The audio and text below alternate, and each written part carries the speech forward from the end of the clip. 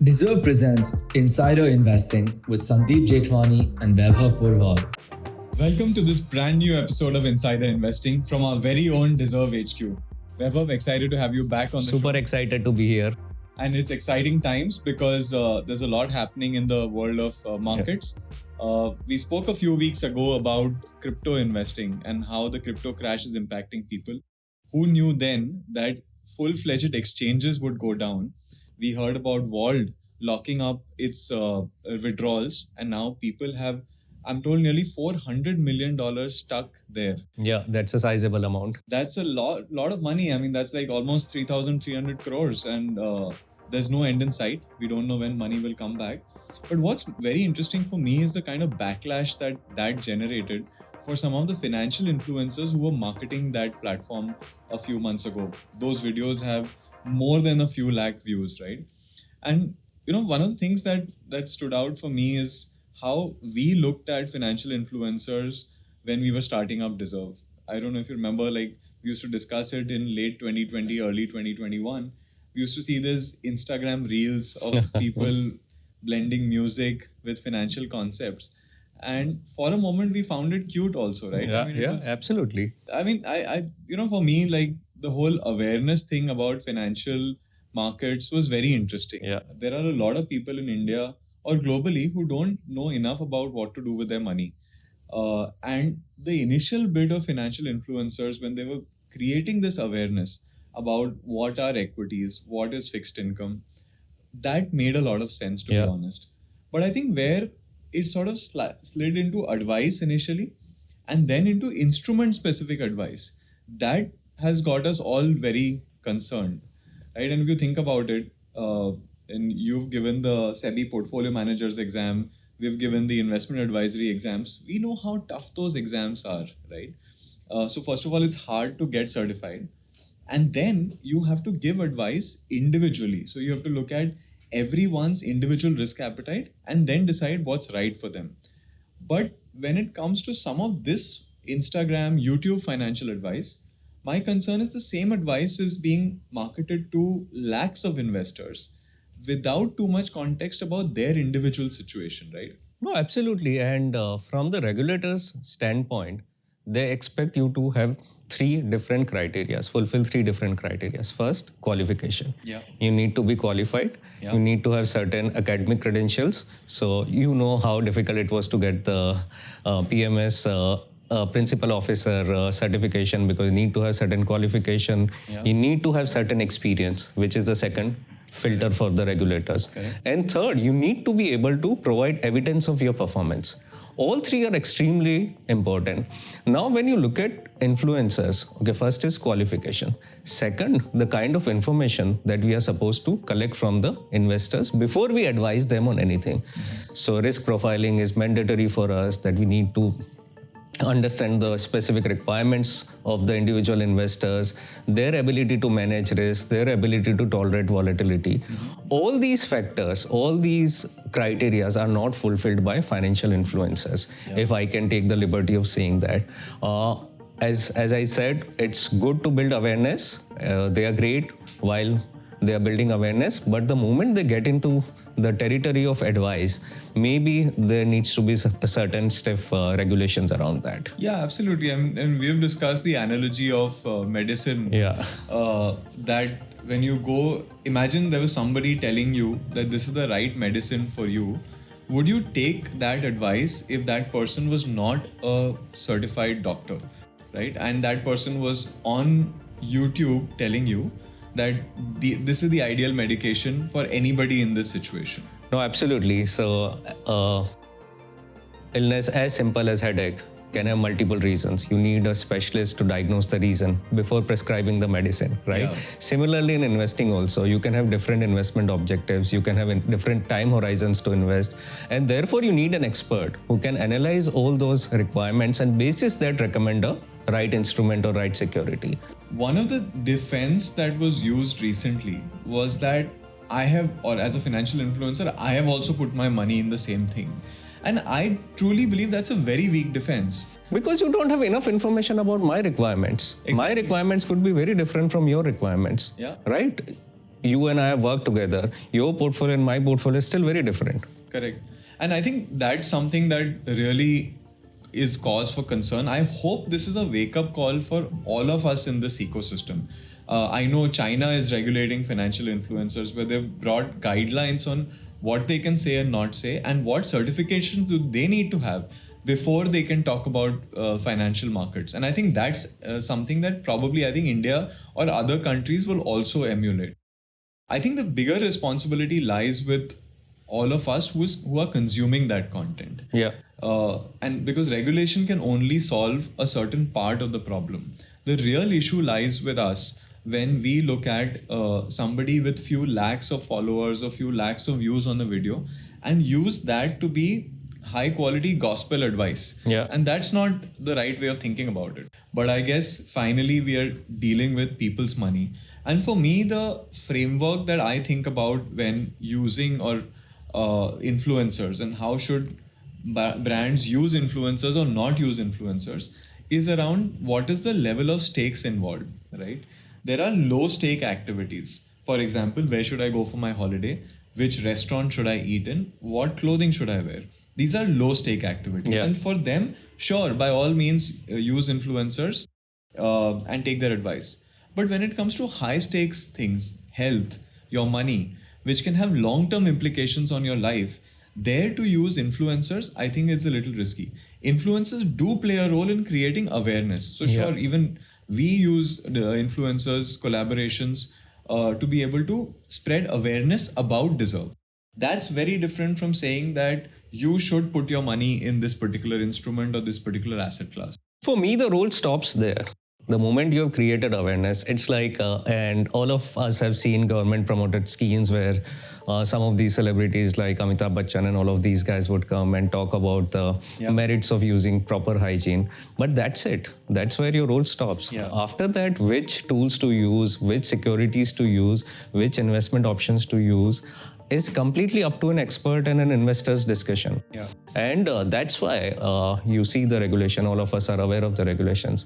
There's serious accountability on us to deliver performance and ensure consistency and comply with the regulations. And transparency about how much money we make. Yeah. And how we make that money, right? I think as distributors, as portfolio managers, as investment advisors, all of that is very tightly regulated because economics is the end game. Right? End game. And how you make money will actually define what kind of advice that you give. So I think that's, to my mind, something that we need to think about. And for me, the framework about if something is high stakes, you need an expert to handle it for you. I think that resonates with me a lot. And potentially the one reason why this whole sort of category of financial influencers got created is possibly because there was a lot of investment options in front of investors. But honestly, okay, so, and to build on the same analogy of medicines, if you go to a chemist shop, right, you'll have at least 200 types of paracetamol itself. Yeah. Forget about other medicines. Which one to pick? Your body could be allergic to something, some salt. You need a doctor and you need an expert to help you through that process. And there's, in my experience, there are two ways in which people handle choice paralysis. Either they stop reacting, okay, or they invest into too many instruments. Both of these are fatal.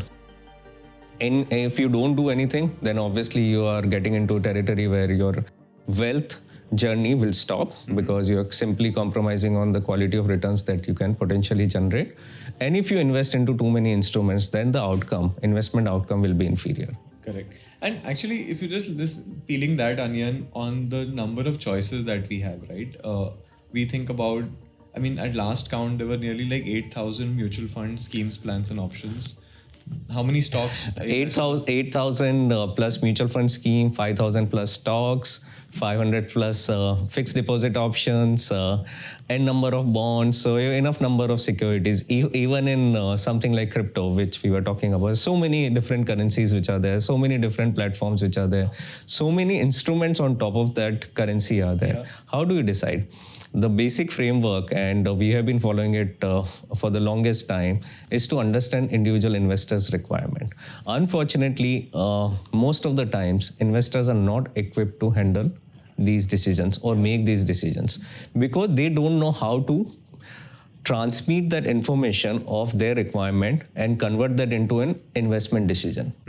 Therefore, you need an expert who will understand the requirement and find the right instrument and the most suitable instrument for the investor. Yeah, I think it's like the concept where a deer is faced with a lot of headlights, Yeah. right? He will freeze in the middle of Yeah. the road. And actually, when we speak to a lot of our members and users, we realize that the reason that they did not start investing was because they were just overwhelmed with the number of options that were in front of them. And what do you do as a result? You end up keeping the money in the bank account, growing at 2.5%, 3% on a net of tax basis, and you're losing out on a big opportunity. Look at the inflation numbers today, right? Your money is degrowing nearly 7 to 10% on a yearly basis in current rates if you don't invest. And the way to get investment started is to somebody to handle that framework for you, right? No, that's the most important thing, understanding the framework. And that's where our role comes in. And we at Dezerv have always believed that clients should get the recommended portfolio instead of being bombarded with specific opportunities. So we have curated these portfolios which are designed to achieve specific objectives for the investors. So instead of looking at individual securities or throwing them different ideas their way, it's very important that investors and as advisors, it's our primary responsibility to understand their requirements and curate a solution which works for them. Yeah, and I think it's early days, but the fact is that when we see this, that a user is given a portfolio option, their likelihood of making a high quality investment is much higher because you know that somebody else has handled it for you. And I think eventually what happens is you're acting from either a place of instinct or a place of rationality, right? And where are we acting from? Is it gut or is it my head? I think that is again one of the big dichotomies when it comes to investment decision making. So there's a very interesting example. Someone had done a survey of all the mutual fund returns in the US. Average mutual fund returns in US is 14%. Average investor returns is 5%. So the 10% is what you lose because of your gut feeling. Yeah. Your gut tells you to exit out of a mutual fund. Your gut tells you to invest into a certain other mutual fund. Sometimes you want to time the market. Sometimes you want to change the scheme. See, the issue with gut feeling is it's not based on data or evidence. It's based on belief and conjectures. And probably what you're feeling at that point of time. Yeah, and external environment, your internal situation. If you had a bad day at office, that will have some bearing gut feeling. So all of these external factors make your gut feeling really subjective choice, right? There is no objectivity there. Correct. Whereas investing is all about data and evidence. Yeah. If you don't have enough data and evidence to support that this investment is good for you, you should not make that choice. Yeah, and I think, there is this, Tim Urban actually did this interesting post one time about this concept of there's a rational mind and there's an instant gratification monkey. Yeah. Okay, so there is and often there's a battle going on in our head between the rational and what the monkey wants us to do. And most of the time it's the monkey that wins, right? So we are also chasing some instant gratification when it comes to our money. Sometimes that gratification is just some emotional outcome that we're getting out of it. The feeling of having made a decision, right? Absolutely. It's like a flip of a coin, right? You know, you can't control the outcome. Yeah. Nobody can control the outcome. That's where you use your gut feeling. But in investing, all of us know that we can manage the outcome, we can control the outcome. There you use science. Correct. No, so I think there is a lot to be thought of in how do we construct our portfolios. You have a lot of information now being bombarded at you, sometimes through social media, sometimes it's coming through influencers. That in turn is leading to choice paralysis. And when you're either faced with that, either you don't act or when you act on gut. And in the overall situation, therefore, you're left at a point your outcomes are very suboptimal. And and this is something the core thesis about why we do what we do is about that if we don't have great outcomes, we are going to get left behind in life. Right? Absolutely. So that's the most important point, and we discussed this. India's per capita income has grown at 11%. So if your investments are earning anything less than that, that means you're falling behind. Correct. And it's important to stay ahead of the curve And to stay ahead of the curve, you need to use science, you need to use process, you need to use experts. Yeah. And look, I mean, there are a lot of experts out there. This is not a plug for Dezerv, but frankly, you need somebody who's full-time only doing that one activity, which is managing money. Most high-quality firms have 10 to 15 individuals in the company who are living, breathing, sleeping investments. They are spending 40 to 50 hours a week only doing analysis on that one area where they are focused on. For example, there is a specialist on equities, there's a specialist on fixed income. Collectively, we are talking about nearly 400 to 500 hours of weekly work going into figuring out where should your portfolio be. And therefore, to act from a position of random advice or gut instinct is potentially not going to stand up against that research. No, absolutely. And I think I personally believe that most of these things we have discussed in private, and we should bring it out much more and talk about these things far more frequently. And that's what my belief is. If we can share some of these learnings and some of these thoughts that we have far more often, then that will be useful. No, I think it's our responsibility as people who've been in the markets, and which is exactly why we do insider investing on a monthly basis, where we talk about these topics. Hopefully, we'll do more of that in the near future. Yeah, look forward. Thanks for joining in for this very interesting discussion. Watch out for the next one. For more such discussions and expert insights on investing, hit the subscribe button. Thank you.